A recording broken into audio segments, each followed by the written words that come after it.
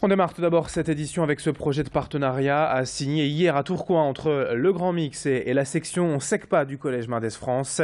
Convention qui devrait permettre aux 70 élèves concernés de s'ouvrir à la culture en s'immisçant au cœur du quotidien de cette salle de concert. L'idée de mettre en œuvre des projets communs, des ateliers techniques, son et lumière par exemple, des rencontres d'artistes également, la réalisation d'un reportage, bref de quoi investir les collégiens directement dans la vie du Grand Mix et plus largement dans la vie culturelle. Ici, les musiques actuelles sont à l'honneur et c'est pile dans les goûts des élèves. Mais le Collège Mendès France a d'autres projets en vue avec d'autres structures peut-être un peu plus traditionnelles comme l'Opéra de Lille. Explication avec le témoignage d'un de ses élèves rencontré hier par Xavier Silly. Les mercredis, quelques élèves viennent pour présenter le goûter aux chanteurs et au public. Et la dernière fois, on a fait un goûter et c'était les enfants qui venaient avec leurs parents voir le concert et puis se manger le goûter. Pour le Grand Mix, je le connaissais avant, comme j'étais venu une fois avec mes parents voir un concert. Mais j'aime bien le Grand Mix, tout ça, mais c'est bien parce qu'on apprend des choses et on apprend tous les jours de toute façon. Autre image dans l'actualité pour évoquer la mobilisation hier dans la région et à Lille de la police technique et scientifique. Les agents demandent une réforme de leur statut en termes de rémunération, de retraite et de reconnaissance des spécificités de leurs fonctions.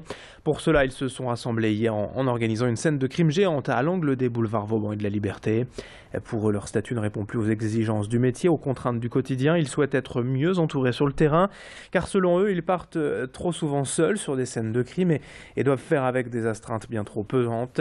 Céline Nuret était sur place hier à Lille et a rencontré le représentant régional du syndicat majoritaire, Jérôme Deruel du SNIPAT FO. Aujourd'hui, on a décidé de mettre en scène une vraie scène de crime, justement pour sensibiliser les gens à nos problèmes, parce que on connaît la police scientifique via des séries ou des choses comme ça, mais qui ne sont pas toujours la réalité. On pense que les policiers scientifiques sont traités comme n'importe quel autre policier. Or, ce n'est pas le cas. Par exemple, un policier scientifique va partir plus tard à la retraite.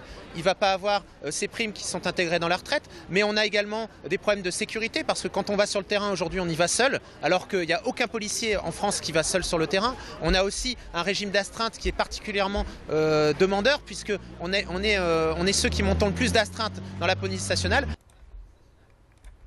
L'actualité politique également dans cette édition et la campagne des régionales bien sûr. L'équipe du Front National a tenu un point presse hier à Lille en évoquant un seul sujet, la sécurité dans les transports.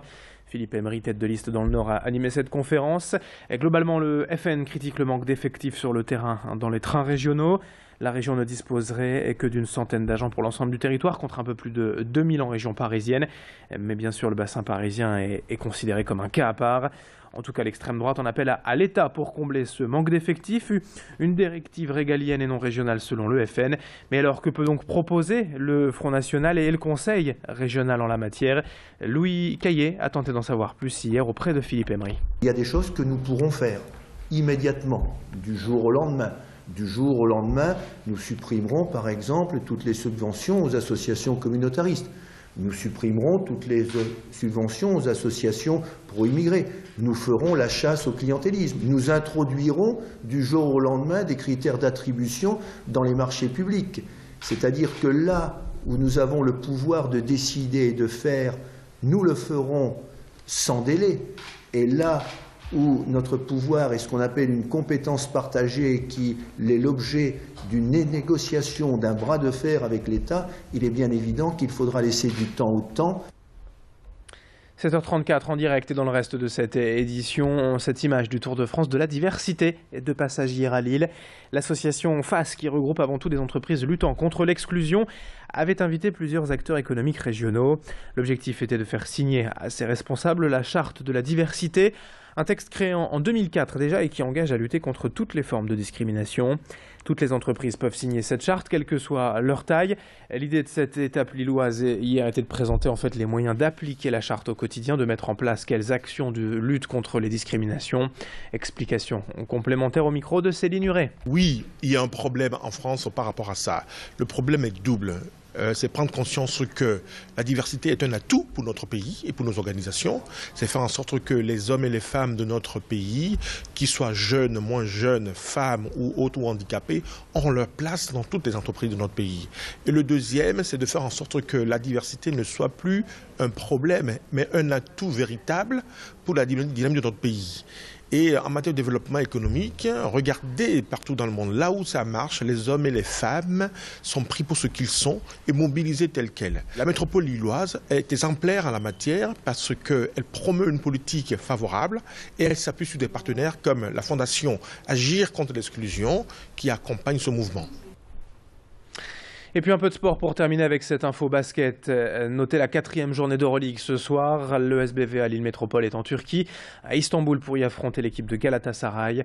Après déjà 2 défaites en 3 matchs dans cette Coupe d'Europe, les Villeneuvoises doivent rebondir ce soir et on espère pour elles une victoire bien sûr pour les filles de Fred Duzard.